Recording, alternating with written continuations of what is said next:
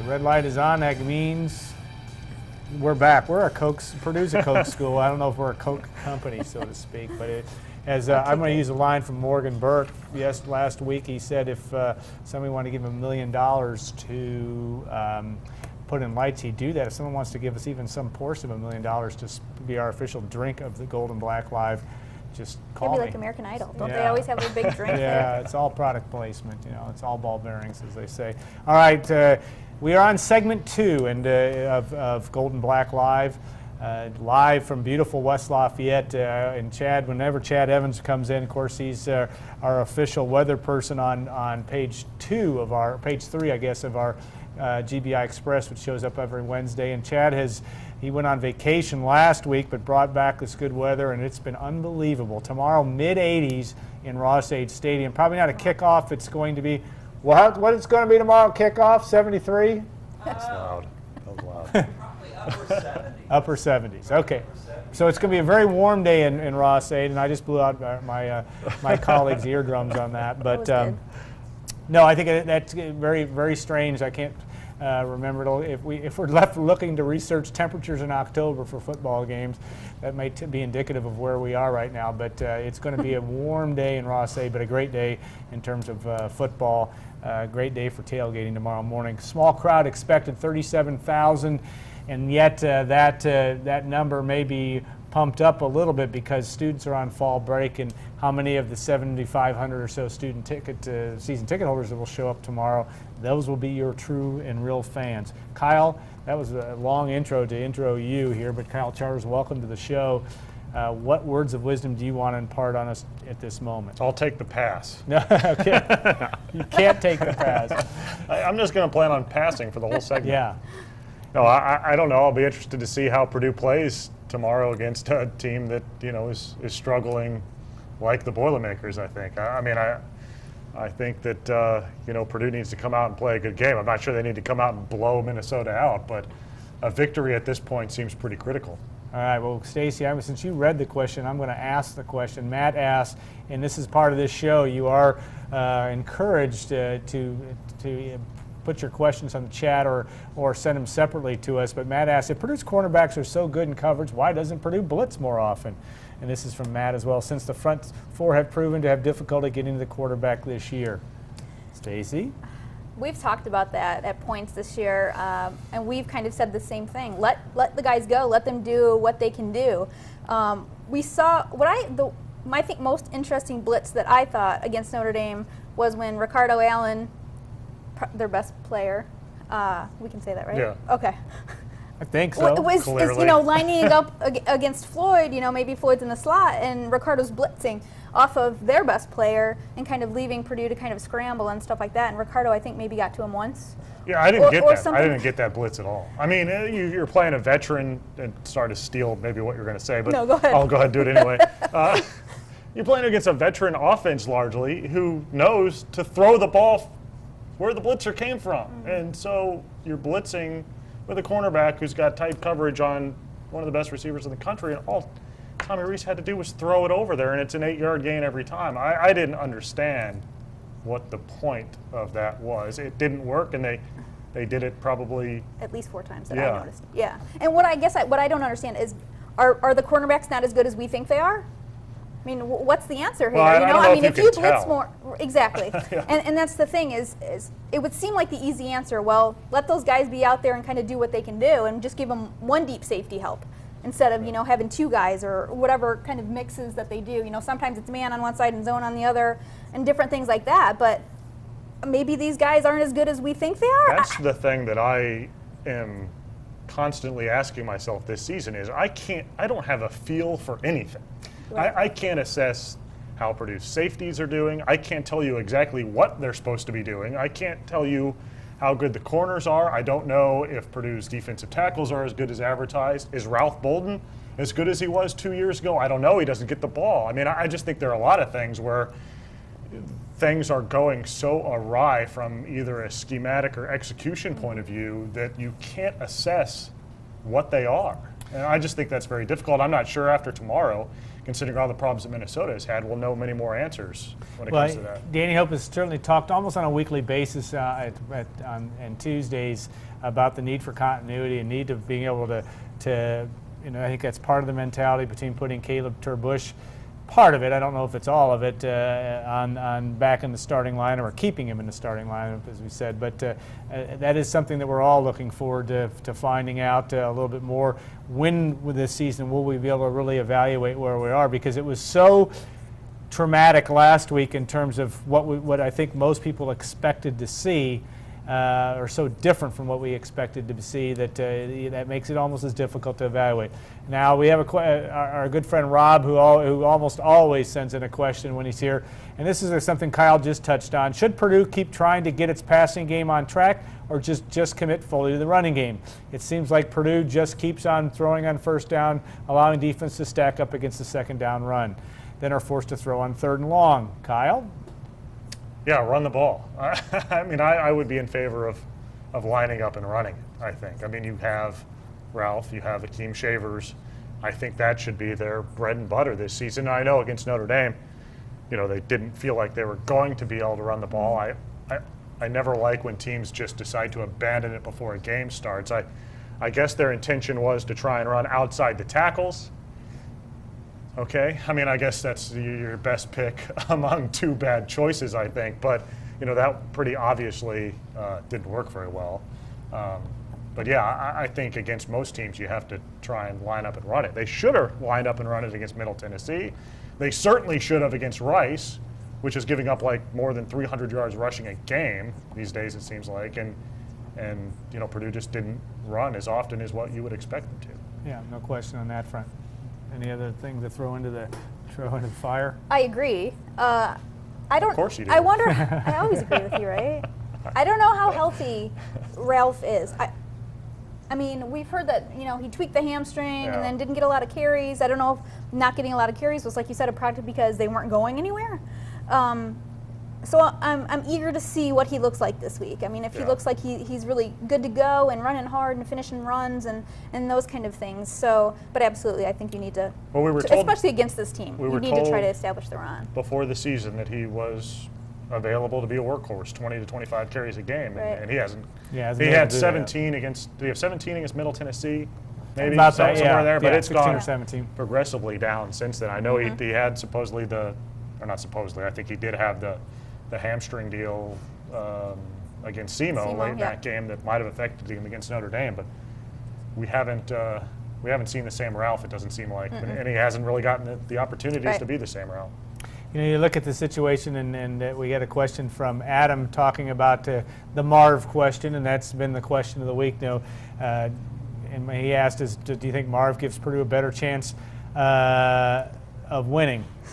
And I'll start with that one and say, on paper, he does. He looks the part in certain ways, and yet I am intrigued by a couple things. The Wild Stallion comment that Coach Danny Hope made this week, but also just the whole, playing within the framework of what Gary Nord wants to get done. It wasn't any secret that Gary Nord could be seen, or at least pleasantly reminding Robert to run the play last week. And I think at that, they called the same play a couple times in a row, trying to get him to run what they called. Yeah, and I think that's where it really gets intriguing, because yes, Robert Marv gives you on paper a lot to look at, but is that what Purdue needs right now? I personally think they need kind of a steadying influence, at least this week. I mean, we're talking about they need to run the ball. If you need to run the ball, Caleb can do enough, right, in the passing game. I mean, like you said, Marv's kind of this wild card. I mean, he has just physical tools that kind of, there's a wow factor with him. But if you don't have the kind of, I'm trying to think of a way to say it nicely. If you don't have the whole package, if you don't, can't kind of do it, with the mind and know what you're doing and do what you're supposed to do. I don't know if the quarterback is such an important position. I don't know if you should trust a guy who maybe does those things kind of outside He's of fun the to box. watch, though. Oh, Oh, absolutely. he is fun to watch. Yep, absolutely. I mean, he can make throws that you don't see everyone out there making. I mean, Right. the throw to Edison right down the sideline. I haven't seen mean, that. I haven't yeah. seen that pass here since 2000. I felt like Kyle Orton's not going to make that pass because Kyle's not going to run as quickly to his right and make that pass. That was a terrific throw. It's hard not to look at the two and think, man, when Robert's out there, things just move at a little different tempo. I mean, just everything. Getting in and out of the huddle, getting everybody up the line. It just everything seems to move a little bit. But if because he I'm a doesn't coach, listen. I know. But if I'm a coach or an offensive coordinator and the guy's not playing within the system, that would drive me crazy. And I think I would have won a guy out there who I could trust to run what I was calling and what I thought. Because offensive coordinators, it's not just they're making suggestions for the heck of it. They're trying to set things up for later in the game.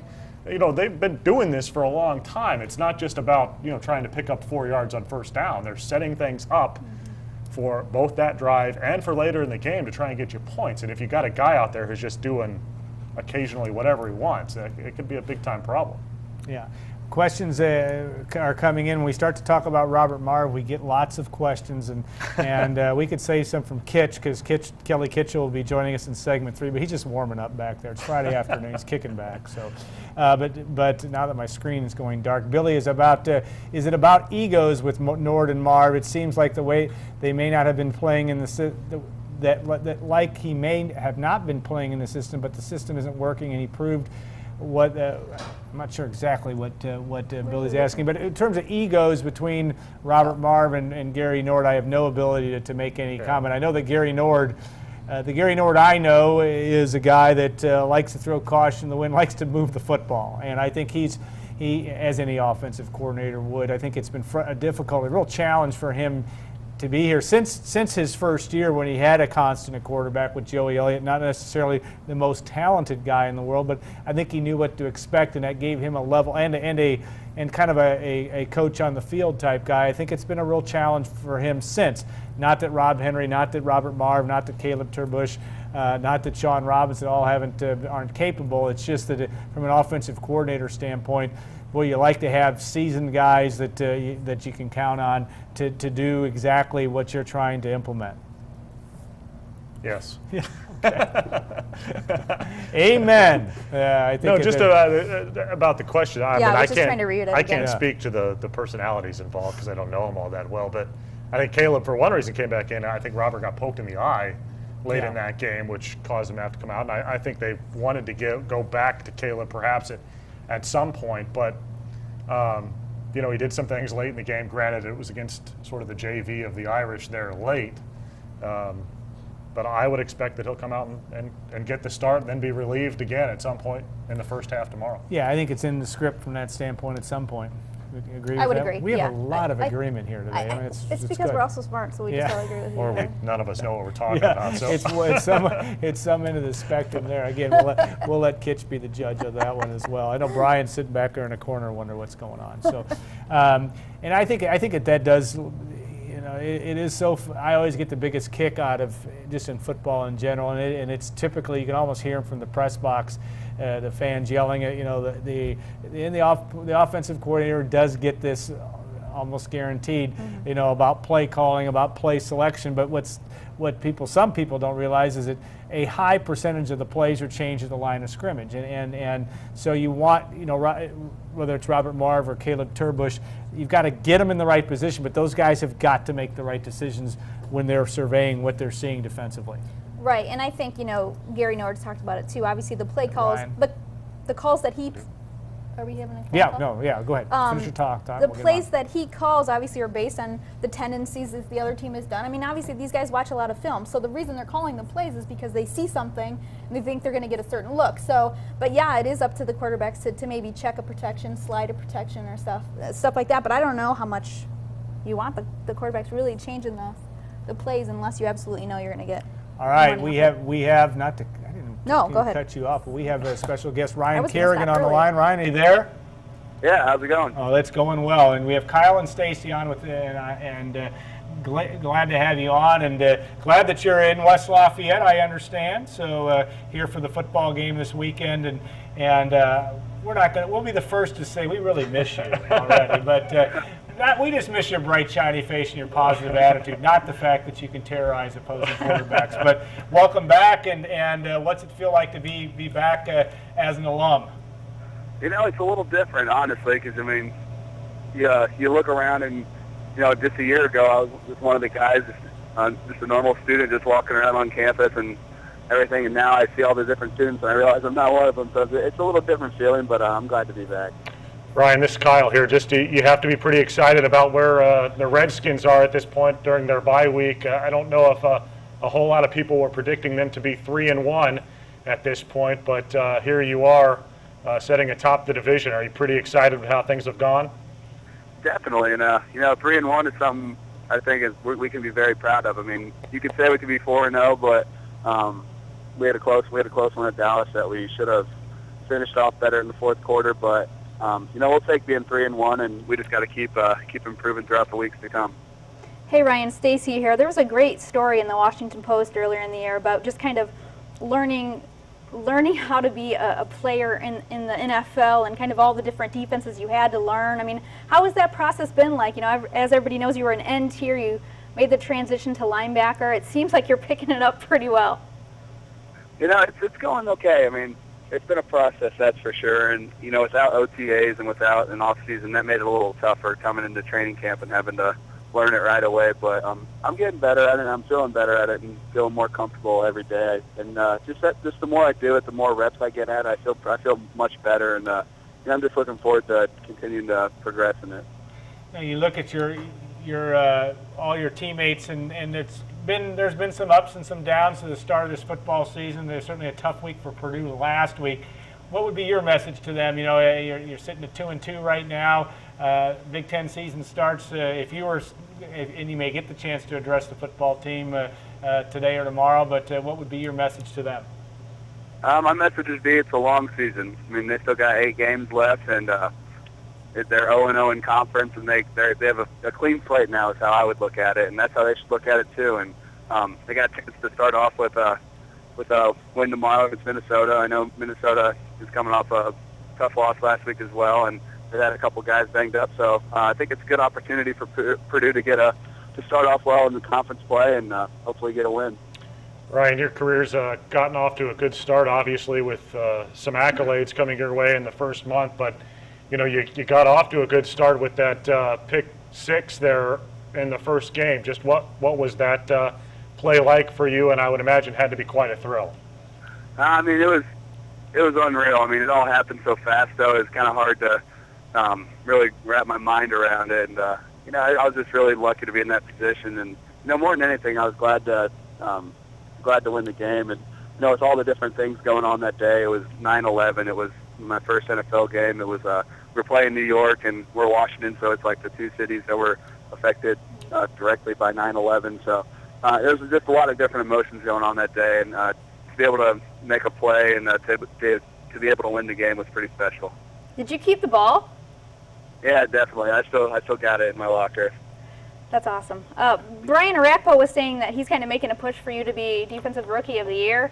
Do you listen to kind of any of that talk or anything? I mean, especially when it's coming from a teammate, you know, a guy who is a veteran, and obviously that's got to be pretty nice to hear him say that. But how do you think you're playing right now? I mean, is this something that we could really see a really special season from you?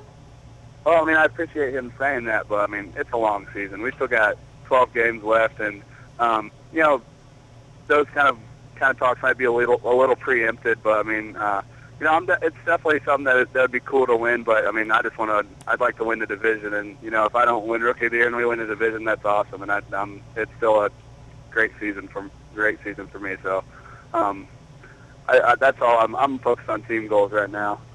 Well, we told you we'd let you go relatively quickly, but we had a couple more questions. One from one of our posters here. Ryan asked, what's the biggest difference in terms of game preparation and or training at the pro level versus the college level? Well, it's just you really have to be a student of the game in the NFL, and you know, you have to in college, but I mean to an even greater extent in the pros, because you know your opponents are going to be well coached, and they're going to be just as prepared for you as you probably are for them. So you just have to be a great student of the game and really get in the film room and study. And just one more from a person who's watching also, just from Billy, saying you're playing great and at a high level, but do you wish you were playing for a team that ran the 4-3, or do you feel like you get enough time maybe down there at the line of scrimmage rushing the passer with Washington? I'm perfectly happy being a 3-4 outside linebacker. I mean, defensive end was what I did all my life, but I'm happy being linebacker now, and it's a fun position to play because you do so many different things when you're dropping in coverage, rushing the passer, and it's a fun position to play. So I'm glad to be playing it. And one last thing from you, and that is just, Drew Brees has been kind of the NFL alumni face of Purdue football. Not that that's going away, but a guy like Ryan Kerrigan, an Indiana kid that can't seem to do anything wrong. I mean, you look the part, you act the part, you're the student athlete, you've done all the right things. Tell me about how much you relish the opportunity to have that role as maybe the face of the Purdue NFL alumni. Well, I mean, that would be quite an honor, and like you said, I don't think Drew Brees is going to relinquish that anytime soon, and he shouldn't, because I mean he's an awesome player and an awesome person. So, but I'm just glad to have had such a great time at Purdue and had such a special 4 years with all my teammates, and it's good to be able to come back and to be able to see them play and still be a member of the Purdue community. All right, Ryan, I know we're going to see you at the end of the third quarter, and I know that you'll be hoping for a 27-0 Purdue lead at that point, and maybe that'll happen. But enjoy the rest of the afternoon, this Chamber of Commerce West Lafayette weather, which I know you grew used to in your time in Central Indiana. But thanks so much for joining us, and we'll look forward to watching you on Sundays, but we'll look forward to seeing you tomorrow afternoon. All right, thanks for having me on. All right, Ryan Kerrigan there. Guys, we're going to take a 2-minute break, bring in Kelly Kitchell, who always likes to follow guys like Ryan Kerrigan. It's always an easy thing for him to do. We're going to talk about the Purdue game 10 years ago and Kelly Kitchell's famous block in that game. He's going to get at least 5-10 minutes to talk about that. But we'll hit that and more in our final segment of Gold and Black Live.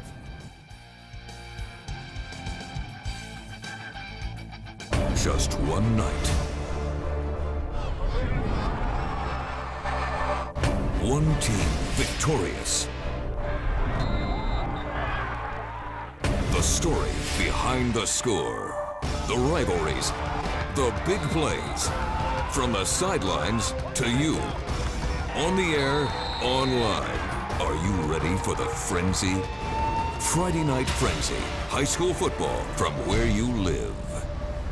Check out the Purdue collection now at Follett's. Boiler up with Nike Fantastic T-shirts, League and Champion fashion colors.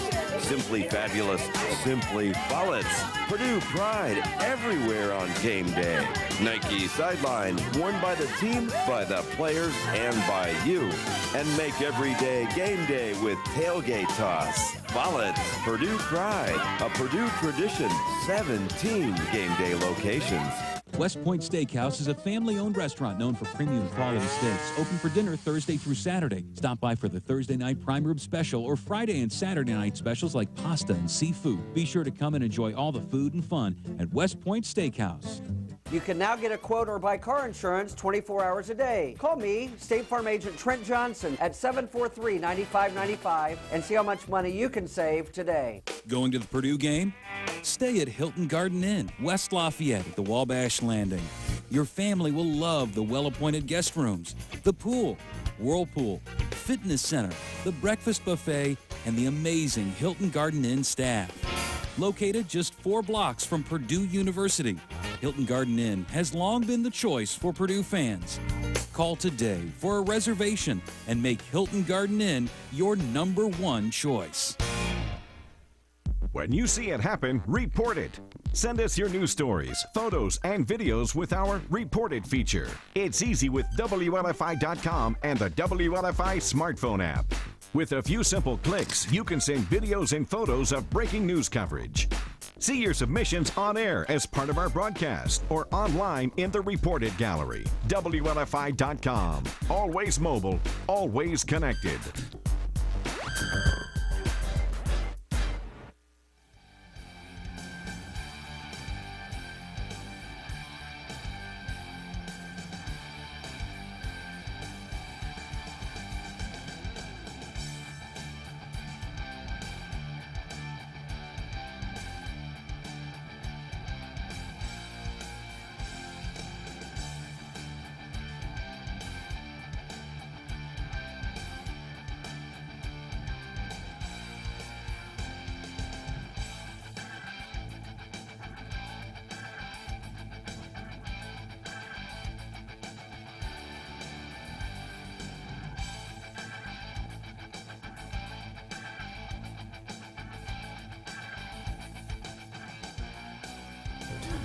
The operative word is smart aleck, and I think there is some truth to that. We were just talking about Kelly Kitchell, are not a smart aleck at all. Actually, just a nice guy, but doesn't mean he couldn't be a smart aleck, but he's not. And we're talking about some of our posters. Kelly writes a little column for us every Friday, which has gotten some feedback, which is what we want. Kicking with Kitch every Friday, and his day job was with Junior Achievement.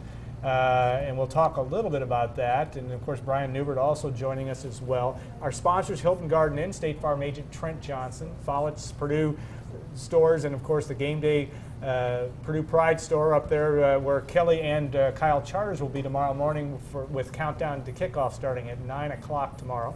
And of course, West Point Steakhouse, where we're all going to dinner tonight. Well, we'd like to all be going to dinner there tonight, but it's a good place to go. So, Kelly, you obviously have in the role of sideline reporter, but we also, it's a very special anniversary, and looking at our cover of our magazine from 10 years ago and talking to Travis Dorsch this morning, we'll have a story on here in about 15 minutes on our site about the 10-year anniversary of the Miracle in the Metrodome, but we're going to say it right now. We don't know if it's true, but it was your key block that saved that so that Travis could kick the 48-yard field goal. But you were on the field. Take us back to that moment and really just talk about the fact of all the preparation that went into that, and to see something like that to come to fruition. And of course, we're talking about the 48-yard field goal that allowed Purdue to tie the game in regulation 10 years ago against Minnesota. Well, I'll tell you, the amazing part was I don't think that there was a block on that whole thing, because Minnesota wasn't ready to get in there. I don't think that anybody was in a stance. I mean, we're trying to remember back, and it all happened so fast and everything. But from what I remember is we ran out there, we got set, and the Minnesota was just, they couldn't believe that we were out there that fast to get it going. And fast field goal is something that we work on every Friday at practice. It's something you go through those special situations that you have every week, and that could be possibilities, and you never think that they're really going to come. But in the game, it's always interesting because you got to be ready. In the game, I was rotating in and out, and I just happened to be out that series. So I remember we had the ball. I don't remember where we started. It was deep in there on the 3-yard line. I remember it was deep in our territory, and Hans came out, and he completes that first pass, and they start yelling fast field goal, be ready. So we got all our guys together. And then as soon as he got, I think it was 2 passes or was it 3? 3 passes, yeah. On that third pass, we got it within field goal range, and Travis's range, and buddy, it was on. He had to sprint out there and get set right now and step down, and like I said, I don't think anybody really came across. As you see, I think Rob Turner ended up getting somebody. He always had somebody on the ground. He liked to bulldog him anyways, and but they weren't ready for us to be out there, and it was it's a testament to the coaching, I think, of having us prepared to be ready to do something like that. And I've coached many years since then, and that's something, fast field goal is always something that I make sure that my teams I coach are ready for, because it's something that happened to us. There's special situations. I want to be prepared at the high school level to, if it comes down to that, you got to be prepared and ready to go. And it's something that it was a special moment to see all the work and all the hard work pay off, and people be paying attention. So it was fun. Yeah, you can look at that game. When you were practicing it every Friday, was it before it happened? Was it kind of one of those things? Well, we're just going to practice because we have to. We're never going to have to do this, or did everybody take it really seriously, understanding that that situation could come up? We always took things pretty seriously on Friday. I mean, Fridays are fairly light. I'd go out there. I kicked field goals in high school, so I always went out there early and would start kicking with the kickers. And then the linemen would line up, and we'd have a one-on-one pass drill with the O-line against D-line. We'd go out there, and it was ugly. You'd see Light going against, Rosie, and those guys. We just go one-on-ones, and it was a lot of fun. And but once the situation started and we got into practice, it was game face time, and the coaches took it very seriously. Everybody was always up on the line and ready to go. And if you screwed up, you never, ever, ever wanted to miss an assignment on Fridays, because you want to be locked in and focused at that time. So you hustle through there. It's a short practice. It's a fun practice. So you're always locked in what you do. You sprint out. You sprint off each time. And it was one of those things that you don't screw around. If you're caught sitting on the bench, and you're supposed to be out in punt team or something, and they see you over there, they may pull you. You may not play Saturday. It was that important to the coaching staff. So you took it pretty seriously. It was light before, and then you go out and watch a movie and eat dinner afterwards. So it's light after, but for that hour or so that we had our script that we were running through was very, very serious. A good question here from Rob on the difference in the importance, and something this line that you're watching this year, the 2011 line going through.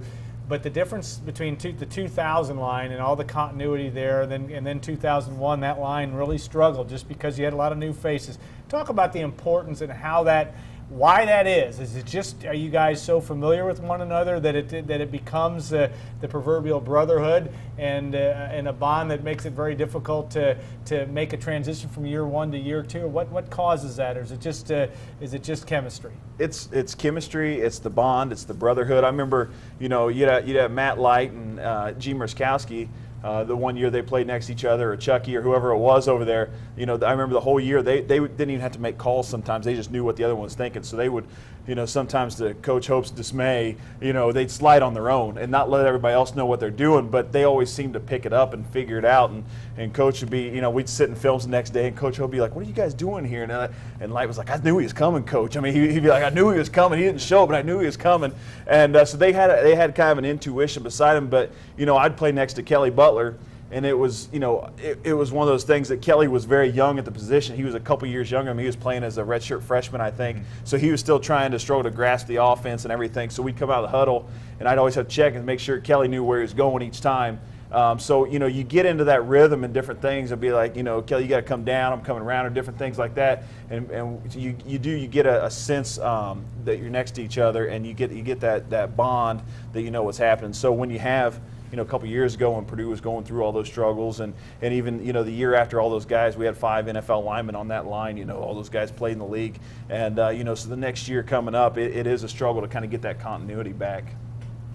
Do you see this year's offensive line starting to pick that up a little bit? Obviously, there were some switches before the season, some guys playing different positions. I don't know how big a difference really there is between playing tackle and guard from a practical standpoint when you've already played somewhere, but do you see this year's line starting to I see him coming around a little bit. I like what I see. I mean, Justin Kitchens, I think he's going to be a really, really good tackle. I see so much of Ian Allen in him, but he's farther along than Ian. Ian became a very, very, very good offensive lineman his senior year, but it took him up to that point to become a very, very good one. Then he played in the league for 5 or 6 years. I mean, Ian's a great one. But I see a lot of Ian Allen in it's kind of weird, the movements he makes. And I mean, the way Ian always used to grab people and just shake them. I mean, he just loved to shake people all the time. And I see that a little bit in Kitchens, just having that fierceness a little bit. And then as you go down the line, I really like Schmieg at center. I think he plays really stout in there. And Peters is a really good, a really good guard as well. He's very athletic. And then you got Dennis on the other side. And then who am I missing? Who's the right guard? I'm drawing a complete blank. Mondek. Nick Mondek moved from tackle to guard. That's a real problem. I know. I got to be able to get that. But it's what I like is I think they are coming around, and and it's something that they haven't had that continuity. I'm standing down there on the sidelines, and I turn around. I've done this 2 weeks now, where I've turned around, looked up 3 rows behind me, and I see the biggest man on campus sitting up there 3 rows behind, and he's not on the field playing for us. And he was an Outland Trophy guy, and he was one of those guys that we thought was going to be a big time player, and he may still come back and be one of those. And as I'm talking about Ken Plew, but he's sitting up there in the stands, and he's one of those guys we were counting on this year to be a key member of this offensive line, and he's not there. So I mean, it's just one of those. They're struggling to come together a little bit, but I think they will. They're very athletic. I think they're very talented. I think they got some potential. On a side note, yes. How bad would it be to have the seat right behind Ken Plew? That would be the side. Yeah, the seat on either side or behind him. Yeah, you're not gonna sit in your seat beside him, and you're not gonna see around him too much. So that would be a bad deal, especially if you had little kids or something. They have to get on his shoulders. I always like the Joe Tiller. He can block the sun. Yeah. And that was true when Kenny came into campus. You look at the football teams and teams that try to develop identities. And I can remember also using the 2001 example, the team that came off of a Rose Bowl season, and then Drew's gone, and you have a whole different situation. This has been obviously it's not comparing 2010 to 2011, but still teams looking for an identity. This team seems to need be in that boat. And yet, it is early enough in the season for that still to develop. Yeah, and I think the coaching staff wants them to be a run team. I think that they think they've got enough running backs, and I think they do. I agree with them. They got some running backs that are very, very talented. I think that they just got to get everybody clicking and on the same page, and then be able to sprinkle in the passes and keep defenses loose, throw one over the top, and get some things out there quickly as well. But it's one of those. They want to be able to use the run to set up the pass game. In the past, when we had Drew and everybody and Kyle here, we would use the pass to set up the run a lot. I mean, we were throwing bubbles, we were trying to loosen them up, trying to widen out those ends, widen out those outside linebackers to create lanes inside. And now, their teams are being able to pack it in, and they're still getting to the edges on us. So we got to. These guys have got to be able to pound the football up front to loosen up some of the things that we got going on outside. Yeah. I think to switch gears here real quick, a question we were going to talk about, and something somebody kind of asked here, I'll ask in a different form, is what would have happened if, back when you were in school, Matt Mitrione, Tim Stratton, Vinny Sutherland, those guys had Twitter? Well, I know. I talked to that a little bit about that on my on the blog I wrote today with the Kicking It deal. But it could have been ugly because to give those guys a voice that wasn't constrained or tooled around the media. I mean, there were so many guys that were, they got blacklisted from the media all the time. I mean, we had so many guys that were, that were banned from the media. So to give them Twitter where they could just freely express what they wanted to at any time could have been dangerous. I mean, it would have been a different age, and we would have been used to it, I'm sure, and things could have happened. But we had a lot of fun, and things weren't. You think back there, we were winning.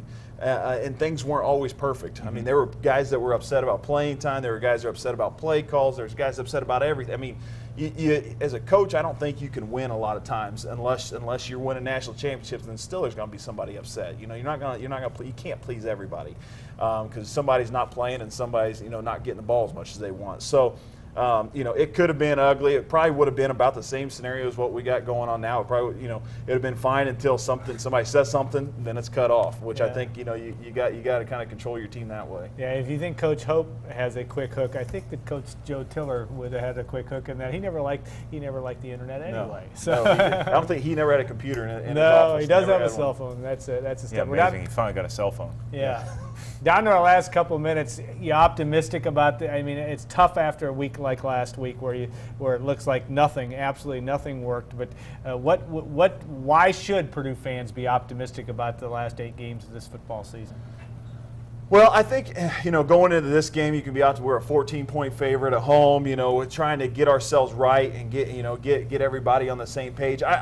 I still see a lot of talent. I think you got to rein some guys in. I do think that Robert Marve is one of the most talented players, quarterbacks in the Big Ten, if not around the country. I mean, he is so talented. I've never, ever seen a ball get out on like a step pass or a bubble or something like that, ever seen one get out that fast. I mean, he has got a cannon and more athleticism and just raw talent than anybody been around.